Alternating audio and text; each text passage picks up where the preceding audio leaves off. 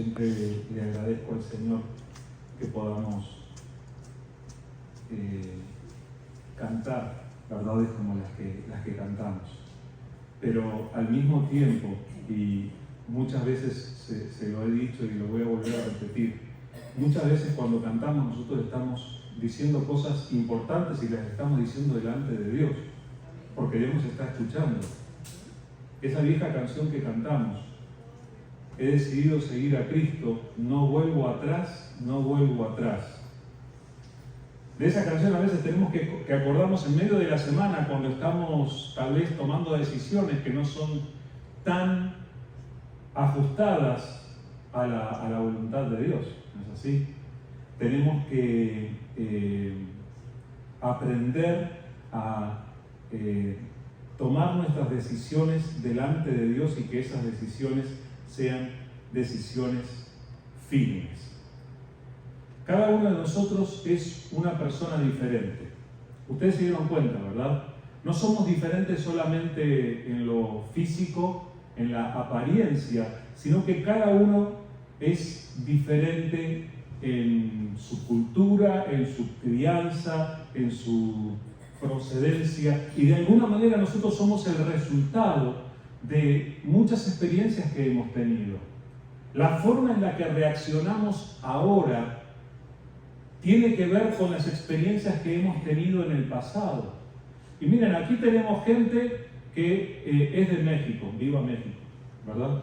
Tenemos de Colombia, tenemos de Nicaragua, tenemos de Uruguay, tanta gente diferente, pero dominicana también, pero tenemos gente de diferente procedencia, y eso quiere decir que somos todos diferentes. A veces, estando en nuestro grupo, yo trato de cuidar mis palabras, porque hay veces que las palabras ofensivas para uno no son ofensivas para el otro, y tenemos que andar teniendo ese cuidado. Pero el hecho es que hemos sido formados de alguna manera. Cada uno de nosotros es el resultado de nuestra herencia y de las experiencias que cada uno de nosotros ha tenido. Y es por eso que es posible que cada uno pueda reaccionar de manera diferente frente a las circunstancias que se nos presentan.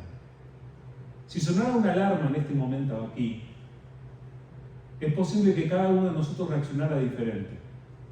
Está indiferente. Suena la alarma. Ahí se quedó. No hizo nada. Está el ansioso. Suena la alarma. Salió corriendo. Está el otro. Sonó la alarma. Está llamando a la policía. Y cada uno de nosotros puede reaccionar diferente frente a la misma situación.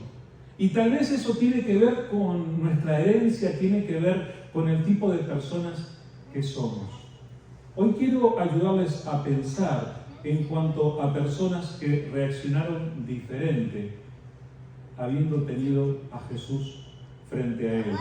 Pero primero les quiero leer este pasaje, es un poco largo, pero espero que me tengan paciencia. Esto está escrito en el Evangelio de Juan, en el capítulo 13. Evangelio de Juan, capítulo 13, versículos 1 al 20. Dice así la palabra del Señor. Antes de la fiesta de la Pascua, sabiendo Jesús que su hora había llegado para que pasase de este mundo al Padre, como había amado a los suyos que estaban en el mundo, los amó hasta el fin. Y cuando cenaban, como el diablo ya había puesto en el corazón de Judas Iscariote, hijo de Simón, que le entregase, sabiendo Jesús que el Padre le había dado todas las cosas en las manos y que había salido de Dios y a Dios iba, se levantó de la cena y se quitó su manto, y tomando una toalla se la ciñó. Luego puso agua en un lebrillo y comenzó a lavar los pies de sus discípulos y a enjugarlos con la toalla con la que estaba ceñido.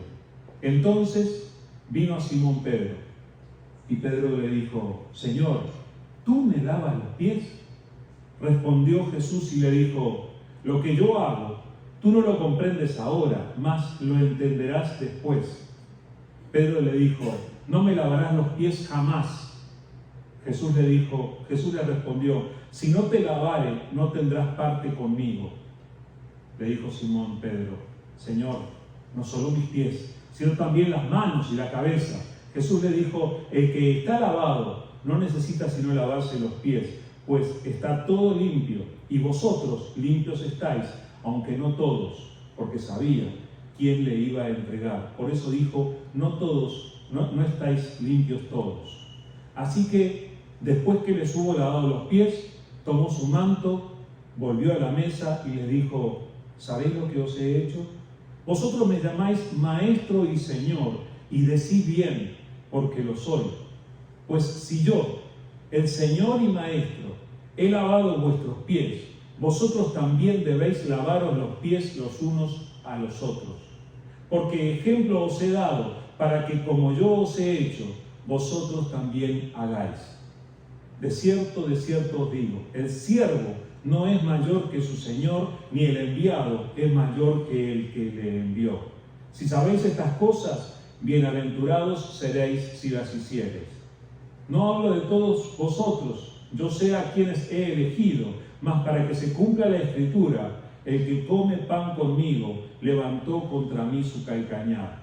Desde ahora os lo digo antes que suceda, para que cuando suceda creáis que yo soy. De cierto os digo, el que recibe el que yo enviare, me recibe a mí, y el que me recibe a mí, recibe al que me envió. Qué momento especial, yo digo, en la historia de la humanidad ha sido ese, y qué momento especial en la vida de aquellos discípulos. Cuando estaba preparando este mensaje tuve la tentación de traer un balde, un depósito, traer agua y proceder nomás al lavado de pies. Pero no lo hice solamente por una cuestión de tiempo, para que no se prolongue demasiado la situación, pero es algo que nosotros podemos hacer en algún momento, porque el Señor dijo que si yo les lavé los pies, ustedes tienen que lavar los pies unos a otros. Entonces puede pasar. Ahora uno se pone a pensar, lavarle los pies a otra persona. Suena un poco... Bueno, justamente eso. Esa es la reacción que el propio Jesús provocó en la vida de sus propios discípulos. Esta es una de las experiencias que los discípulos compartieron. Estaban allí y Jesús, inesperadamente, sin haberles anunciado, aparece con esta práctica. Es cierto que a la gente se le lavaban los pies en aquel tiempo. Por lo general no usaban calzados cerrados como nosotros, utilizaban sandalias y andaban por calles que no eran pavimentadas como las nuestras, sino que sus calles eran de polvo, de tierra. Entonces, las personas se llenaban de tierra, a veces por haberse mojado, por la transpiración o por lo que sea, se llenaban de barro los pies, y un buen gesto de parte de cualquier persona que recibía visitas en su casa era tener a alguien que le lavara los pies a las visitas. ¿Te imaginas si tuvieras que tener ahora, alguien llega de visita a tu casa y tienes que tener listo para que la persona se lave los pies? Den gracias al Señor, usamos de estos zapatos cerrados, no andamos en calles llenas de tierra. Sí, a veces traemos en nuestro calzado algo de suciedad de afuera y dejamos toda la casa sucia cuando entramos, pero ese es otro asunto. El hecho es que aquella tarea de lavarle los pies era la que correspondía a un sirviente, era la que correspondía al de menor nivel, de menor rango en la casa. Entonces, el hecho de que Jesús se dispusiera a lavarle los pies a sus discípulos los tiene que haber sorprendido. Y aquí Juan es muy especial. Yo creo que Juan era muy bromista. Juan es el autor del Evangelio, de las palabras que acabamos de leer. Yo creo que él era muy bromista con Pedro. Y varias veces a lo largo del Evangelio de Juan nosotros encontramos que él relata las reacciones de Pedro, y en este caso el discípulo que reacciona frente a esta acción de Jesús de querer lavar sus pies es Simón Pedro. Parece que Jesús viene y ha lavado los pies de ya 3, 4 discípulos y llega delante de Simón, y Simón hace esto: a mí no me vas a lavar los pies, tú me vas a lavar los pies a mí. Es al revés. Porque Simón Pedro lo que está diciendo es que él reconocía la autoridad de Jesús. Él reconocía lo grande que es Jesús, cómo Jesús le iba a lavar los pies a él. Y el Señor le dice: mira, esto tiene que ser así. Si no te lavo, no tienes parte conmigo. Entonces Simón exagera: ah, Señor, no solo me lave los pies, báñame, lávame la cabeza, todo, las manos, ya. No, ya todos estáis limpios, le dice Jesús, para que no exagere Simón Pedro. Y yo creo que hay un poco de humor de parte de Juan al presentar esto, pero el hecho es que en este pasaje se menciona que ya el diablo había puesto en el corazón de Judas Iscariote entregar al Señor. De acuerdo a los otros evangelios, nosotros sabemos que este evento ocurrió después de que Judas Iscariote visitara a los sumos sacerdotes ofreciéndoles entregar a Jesús por dinero. Y entonces ya había ocurrido. Lo que quiero decir es que aquella noche Jesús le lavó los pies a sus discípulos, le lavó los pies a Simón Pedro y le lavó los pies a Judas Iscariote. Sabiendo lo que iba a suceder, como dice en el propio pasaje, Jesús sabía quién le iba a entregar, y sin embargo Jesús le lavó los pies. Este pasaje tiene tremendas enseñanzas en cuanto a la humildad. Lo que Jesús está enseñando es que nosotros tenemos que ser humildes y tenemos que dedicarnos al servicio a los demás así como Él lo hizo. No le tenemos que tener miedo a la humillación, porque somos discípulos de quien se humilló hasta lo máximo. Pero este evento, el hecho de que los discípulos compartieran la misma experiencia, a mí me ha hecho pensar mucho. Miren, nos cuenta el Evangelio de Mateo, capítulo 26, versículos 14 al 16. Dice: entonces uno de los 12, que se llamaba Judas Iscariote, fue a los principales sacerdotes y les dijo: ¿qué me queréis dar? Y yo os lo entregaré. Y ellos le asignaron 30 piezas de plata, y desde entonces buscaba la oportunidad para entregarle. En Juan 13:1 dice que así como Jesús había amado a sus discípulos, los amó hasta el fin. Y entre ellos estaba Judas. Judas fue objeto del amor de Jesús. Miren cómo devolvió el amor de Jesús. Ahora, cada discípulo, así como nosotros somos diferentes, cada discípulo era también diferente. Los que leemos con frecuencia la Biblia, hay ocasiones en las que buscamos identificarnos y pensar, a ver, como qué personaje de la Biblia sería yo. Y decimos, tú tal vez eres como este, tú tal vez eres como este otro. Ahora, tal vez algunos de nosotros seamos reflexivos como Tomás, que Tomás necesitó evidencia de la resurrección y dijo: si yo no toco las heridas, entonces no voy a creer. Tal vez alguno de nosotros sea así, o tal vez nosotros seamos como Simón Pedro, que abre la boca antes de pensar y dice las cosas antes de razonarlas. Simplemente así de simple. Tal vez nosotros seamos así. Y puede ocurrir que alguno de nosotros sea como Judas. Ninguno de ustedes quiere ocupar ese lugar, ¿verdad? Ninguno de nosotros quiere asumir esa posición. Pero el hecho es que nosotros tenemos que aprender de esta situación.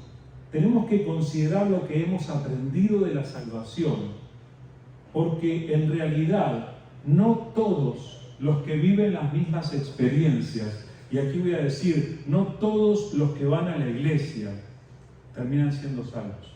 ¿Sabían eso? Ir a la iglesia no es una garantía de ser salvo. Aquí tenemos el caso de un hombre que no solamente fue a la iglesia, que pasó 3 años acompañando a Jesús, viendo sus milagros, escuchando sus enseñanzas, experimentando lo mismo que experimentaron todos los otros, pero que terminó entregando a su maestro por dinero. Y de acuerdo a lo que nos revela la palabra, Judas no fue salvo. Tuvo el mejor pastor, tuvo el mejor maestro, tuvo las mejores experiencias, pero tomó decisiones equivocadas. Particularmente decidió equivocadamente. Entonces, necesitamos reflexionar en esto porque es importante para nosotros. ¿De cuáles somos nosotros? ¿Cuál va a ser el resultado de esta experiencia nuestra de venir a la iglesia? Nosotros tenemos que tomar decisiones bien profundas e importantes para que el resultado sea el de la salvación eterna de nuestras almas. Dice en Mateo 26, del 20 al 25, cuando llegó la noche, se sentó a la mesa con los 12 y mientras comían, dijo: de cierto os digo que uno de vosotros me va a entregar. Y entristecidos en gran manera comenzó cada uno de ellos a decirle: ¿soy yo, Señor? Entonces él respondiendo dijo: el que mete la mano conmigo en el plato, este me va a entregar. A la verdad, el Hijo del Hombre va según está escrito de él, mas ay de aquel hombre por quien el Hijo del Hombre es entregado. Bueno le fuera a ese hombre no haber nacido. Entonces, respondiendo Judas, el que le entregaba, dijo: ¿soy yo, maestro? Le dijo: tú lo has dicho. Qué momento tan difícil. Y aún después de esto, Judas acompañó a la guardia del templo al huerto de Getsemaní para que Jesús fuera arrestado y le entregó con un beso. Claro que ninguno de nosotros quiere ser de esos, ¿verdad? Pero tenemos que exponernos a la realidad que el hecho de exponernos a las mismas experiencias, escuchar los mismos mensajes, cantar las mismas canciones, puede no provocar el mismo resultado en cada uno, y por eso cada uno de nosotros tiene que tomar la decisión de hacer las cosas bien y de ser un discípulo de Jesús que se reproduce, que crece. Entonces, esto nos lleva a que nosotros repasemos algunas cosas en cuanto a nuestra salvación, para tener claro en qué consiste la salvación que tenemos. Por ejemplo, nosotros sabemos, de acuerdo a la palabra del Señor, que la salvación no es el resultado de nuestras obras. Parte del texto que leyó Blanca hace un rato, Efesios 2, en los versículos 8 y 9, dice: porque por gracia sois salvos por medio de la fe, y esto no de vosotros, pues es don de Dios, no por obras, para que nadie se gloríe. No es el único pasaje en que la palabra de Dios deja claro que nosotros no recibimos la salvación como resultado de nuestras acciones, como resultado de nuestras obras. Inclusive, ni siquiera las penitencias tienen la capacidad de que nosotros seamos salvos. Hay personas que piensan: bueno, procedí mal tanto, y entonces luego, como procedí mal, tengo tales penitencias, cumplo con tales penitencias y voy a estar equilibrado con Dios, y entonces, no. Ese es un concepto que viene de religiones paganas. Ese concepto no es real. Tú no lo complaces a Dios con penitencias. Lo único que le ha complacido a Dios para el perdón de nuestros pecados es el sacrificio de Jesús. Ahora, no son nuestras acciones las que nos atraen o las que nos hacen ganar la salvación. Somos salvos por gracia, somos salvos por la fe. Y ustedes van a escuchar una y otra vez que la fe en Jesucristo es lo que nos trae la salvación. Por gracia sois salvos por medio de la fe. Y esto no de vosotros, pues es don de Dios, no por obras, para que nadie se gloríe. Otra cosa que nosotros sabemos es que somos salvos al confesar a Jesús como nuestro Salvador y por creer en su resurrección. Romanos 10, 9 y 10 dice que si confesares con tu boca que Jesús es el Señor y creyeres en tu corazón que Dios le levantó de los muertos, serás salvo. Porque con el corazón se cree para justicia, pero con la boca se confiesa para salvación. Si confesares con tu boca que Jesús es el Señor y creyeres en tu corazón que Dios le levantó de los muertos, serás salvo. La salvación se obtiene por medio de Jesús y por medio de nadie más. La persona que confiesa que Jesús es el Señor y cree en su corazón que resucitó, que Dios le levantó de los muertos, dice allí la palabra del Señor que es salvo. Ahora, ¿cuál es el problema con eso? Hay personas que creen que han hecho una confesión de fe, quién sabe, tanto atrás. La mía fue en el año 78, así que calculen, ha pasado el tiempo, pasaron como 6 meses. Y uno a veces piensa que con haber hecho esa confesión, con haber leído 3 pasajes de la Biblia y haber aprendido 2 canciones, que ya se tiene la salvación, entonces uno puede hacer cualquier cosa, que esa salvación ya no se mueve de allí. No, cuidado. Es cierto que la salvación se produce por la confesión de Jesús como Señor. Si no eres salvo, necesitas confesar que Jesús es tu Señor, el Señor de tu vida. Ahora, si confiesas que Jesús es el Señor de tu vida, eso quiere decir que ya no vas a vivir a tu manera, siendo tú el Señor de tu propia vida, sino que vas a vivir a la manera de aquel que es tu Señor. Vas a vivir conforme a su voluntad y de la manera en que Él lo enseña. Necesitamos quitarnos de la cabeza ese concepto de que tenemos que equilibrar las cosas con el Señor. Hicimos ciertas cosas mal y vamos a hacer algunas cosas bien para estar al tanto. Eso funcionaba cuando éramos así de pequeños y queríamos convencer a nuestra mamá. Mira que me porté mal en la escuela, pero arreglé el cuarto, ordené mis cosas y ahí equilibramos. Eso no funciona con Dios. Necesitamos pensar de otra manera porque nuestras buenas acciones no son suficientes. Dice en Isaías 64, del 4 al 6. Ni nunca oyeron, ni oídos percibieron, ni ojo ha visto a Dios fuera de ti, que hiciese por el que en Él espera. Saliste al encuentro del que con alegría hacía justicia, de los que se acordaban de ti en sus caminos. He aquí, tú te enojaste porque pecamos. En los pecados hemos perseverado por largo tiempo. ¿Podemos acaso ser salvos?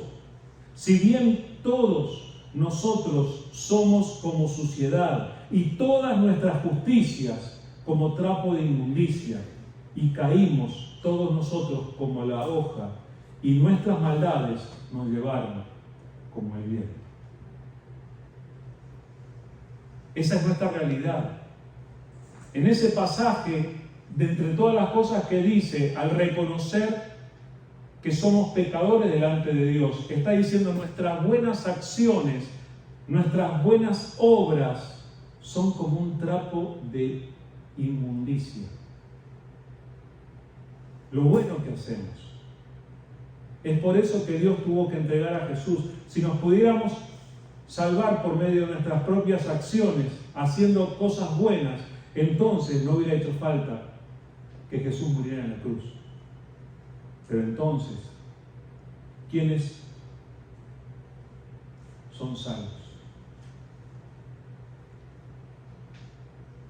Muchas veces la excusa que encontramos, el pretexto que encontramos, muchos de nosotros, es que Somos todos pecadores, todos nos equivocamos. ¿Es así o no es así? Usted no se equivoca, todos nos equivocamos, todos pecamos, y es cierto, eso lo dice la palabra. Pero tomar esa verdad como un pretexto para hacer las cosas mal no nos lleva por buen camino. Hay veces que minimizamos o procuramos minimizar el impacto que puedan tener nuestras malas decisiones en nuestra vida o en la vida de los demás. Pero hay algo que tenemos que recordar. Mateo 7, del 21 en adelante, dice así, y son palabras de Jesús. Dice: no todo el que me dice Señor, Señor, entrará en el reino de los cielos, sino el que hace la voluntad de mi Padre que está en los cielos. Muchos me dirán en aquel día: Señor, Señor, ¿no profetizamos en tu nombre, y en tu nombre echamos fuera demonios, y en tu nombre hicimos muchos milagros? Y entonces les declararé: nunca os conocí, apartados de mí, hacedores de maldad. Cualquiera pues que me oye estas palabras y las hace, le compararé a un hombre prudente que edificó su casa sobre la roca. Descendió lluvia, vinieron ríos y soplaron vientos y golpearon contra aquella casa, y no cayó, porque estaba fundada sobre la roca. Pero cualquiera que me oye estas palabras y no las hace, le compararé a un hombre insensato que edificó su casa sobre la arena. Y descendió lluvia, y vinieron ríos, y soplaron vientos, y dieron con ímpetu contra aquella casa, y cayó, y fue grande su ruina. Y cuando terminó Jesús estas palabras, la gente se admiraba de su doctrina, porque les enseñaba como quien tiene autoridad, y no como los escribas. No todo el que me dice Señor, Señor, entrará en el reino de los cielos. Decir Señor, Señor es súper fácil. Es fácil llamarle a Jesús Señor. Pero si tus acciones, tu estilo de vida, tus decisiones no reflejan la realidad de que Jesús es el Señor de tu vida, entonces tus palabras dicen una cosa y tus acciones dicen otra. No todo el que me dice Señor, Señor entrará en el reino de los cielos, sino el que hace la voluntad de mi Padre que está en los cielos. Y Jesús compara esto con edificadores. Somos constructores de nuestro propio futuro. Ahora, nosotros elegimos sobre qué edificamos. Si edificamos sobre la roca o sobre la arena. El que edifica sobre la roca es el que escucha la enseñanza de Jesús y la hace. El que viene, escucha el mensaje y sale para ir a casa dispuesto a poner en práctica lo que escuchó. El que lee la palabra del Señor, el que lee la Biblia y luego quiere hacer, quiere poner en práctica lo que la palabra del Señor le enseña.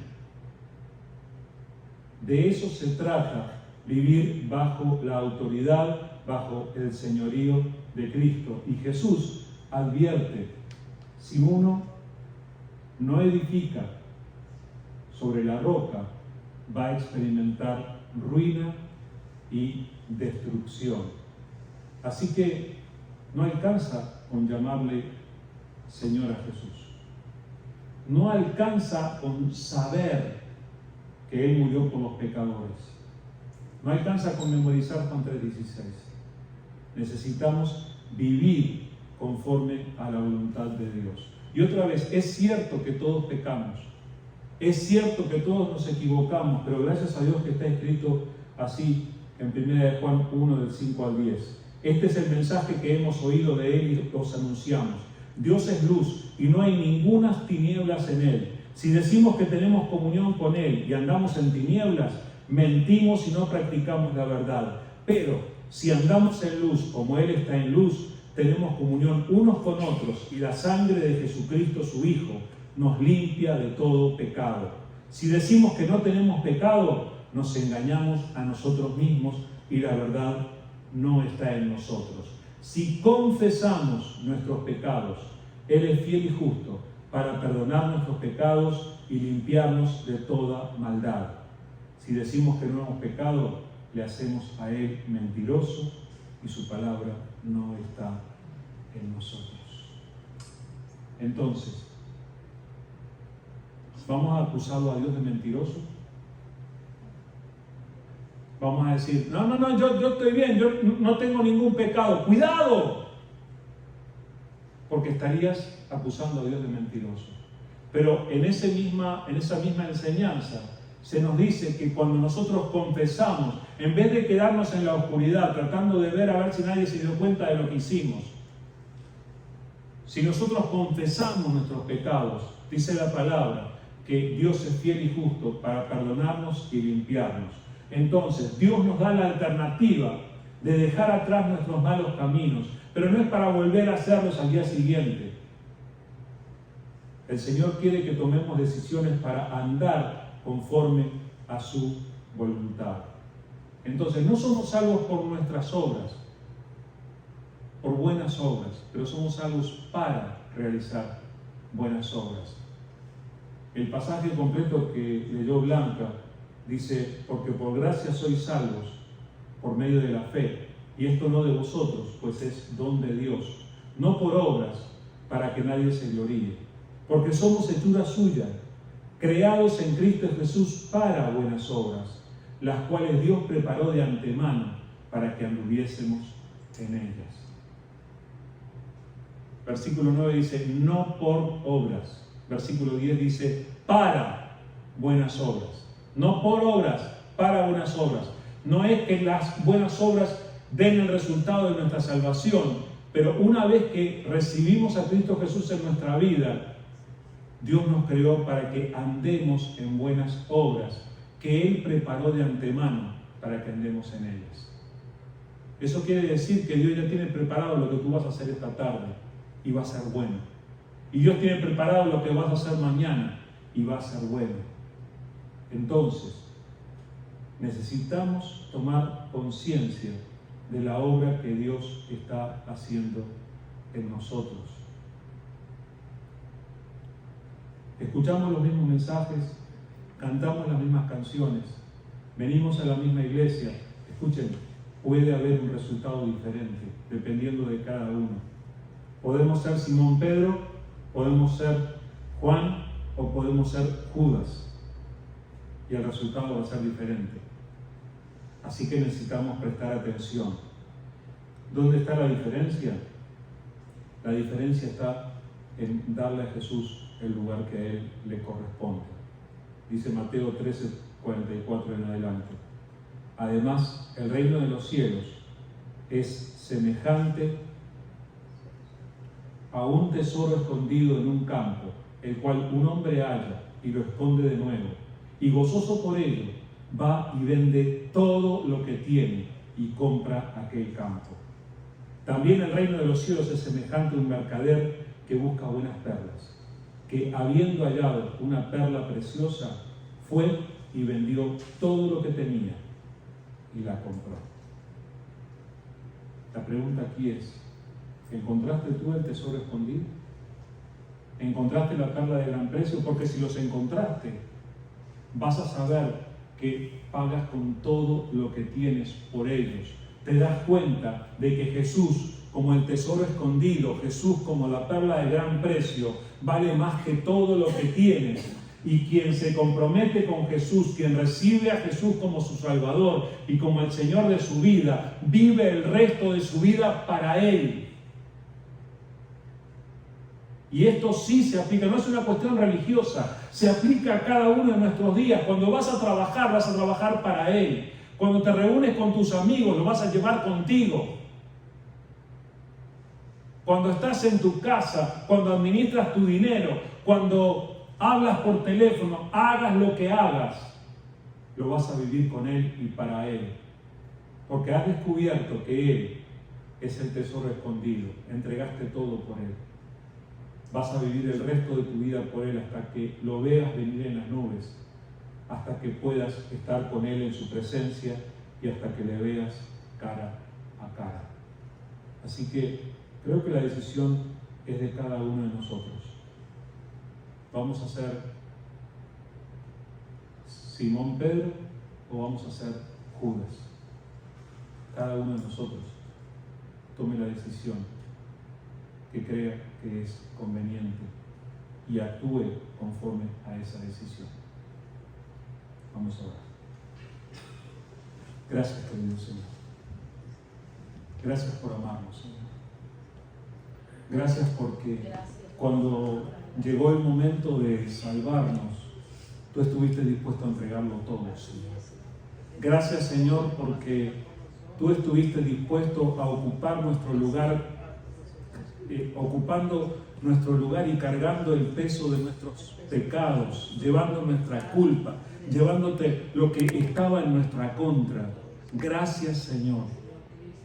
Pero, Señor, ahora nosotros queremos tomar la sabia decisión de no ser Judas, Señor. Queremos tomar la decisión de no escuchar lo mismo que escuchan otros y luego salir de aquí para obrar diferente, para ir a condenación. Por eso, Señor, en el nombre de Jesús, queremos pedirte que tu Espíritu Santo obre en nuestras vidas y que nos ayudes a recibir tu palabra y a dar fruto de ella. Ayúdanos, Señor, a edificar nuestra casa sobre la roca, de tal manera que cuando tú vengas y te llamemos Señor, tú nos recibas con un abrazo, en lugar de decirnos que no nos conoces. Señor, ayúdanos a vivir de esa manera. Queremos agradarte, queremos servirte, queremos honrarte. Gracias por esta palabra, Señor. Que esta palabra quede profundamente en nuestro corazón, que podamos aplicarla y que podamos dar fruto abundante de ella y que también podamos compartirla con otras personas que la necesitan. Señor, ponemos nuestras vidas en tus manos, la familia, el hogar de cada uno de los que estamos aquí. Señor, extiende tu mano para bendecir, para prosperar, para tocar la vida de cada uno y ayúdanos, Señor, para que como tú enseñaste podamos ser luz, que podamos ser sal, que podamos, Señor, ser instrumentos de tu bendición para otras personas. Queremos orar especialmente por la vida de Everardo, Señor, que su mamá falleció, Padre, que tú le estés acompañando en su viaje, que tú estés dándole el consuelo y la fortaleza y que él pueda ser de bendición también para sus hermanos. Señor, oramos por la vida de Manuel, que estaba enfermo, Padre, que tú estés poniendo tu mano sobre él para que pronto se pueda recuperar, Padre, que tú estés haciendo esa obra poderosa que va más allá de lo que nosotros podemos hacer. Y de la misma manera, Señor, obra en la situación y en la vida de cada uno de nosotros y que podamos ser bendición para otros también. Gracias, Padre. Tú respondes poderosamente la oración y nosotros esperamos en eso. En el nombre de Jesús. Amén.